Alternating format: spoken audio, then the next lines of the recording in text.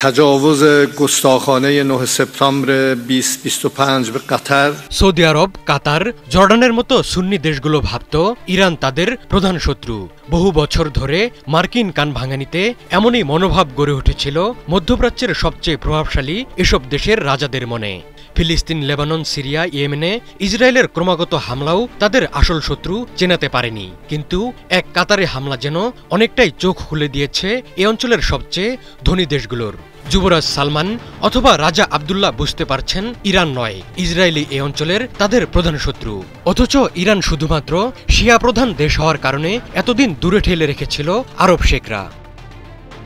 Ayatollah খামেনির Iran বারবার জোর দিয়ে এসেছে ইসলামী বিশ্বের ঐক্যের উপর। এমনকি কাতারে গিয়ে ইরানি প্রেসিডেন্ট মাসুদ পেজেশকিয়ান স্পষ্ট ভাষায় মহানবীর উক্তি দিয়ে বুঝিয়েছেন, সব মুসলিম ভাই ভাই।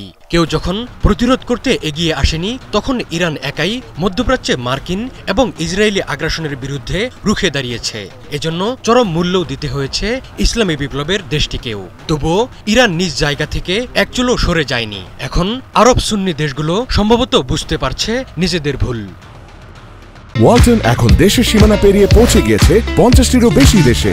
ওয়ালটন, ঘরে ঘরে বিশ্বজুড়ে। কয়েক দশক ধরে উপসাগরীয় দেশগুলোর আঞ্চলিক নিরাপত্তার ক্ষেত্রে ইরানকে প্রতিপক্ষ ভাবার অন্যতম কারণ ছিল তার এক্সিস অব রেজিস্ট্যান্স বা প্রতিরোধ অক্ষের নানা দেশে কার্যক্রম। এছাড়া ইরানের পারমাণবিক কর্মসূচি ছিল তাদের ভয়ের কারণ।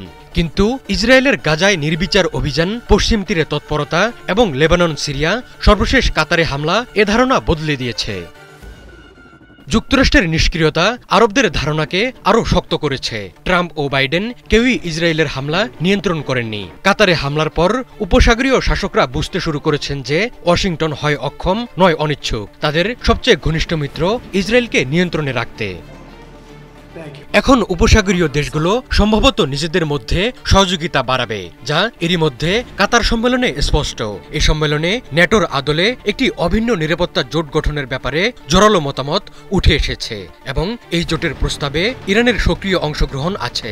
সৌদি আরব, মিশরের মতো দেশ এ ধরনের জোট গঠনে ইতিবাচক আগ্রহ দেখিয়েছে।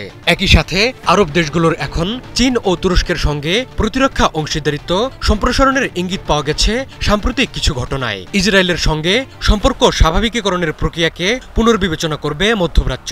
এর ফলে গাজায় যুদ্ধ চলতে থাকায় আব্রাহাম চুক্তি এবং সম্পর্ক স্বাভাবিকীকরণের স্বপ্ন কার্যত অকার্যকর হয়ে গেছে।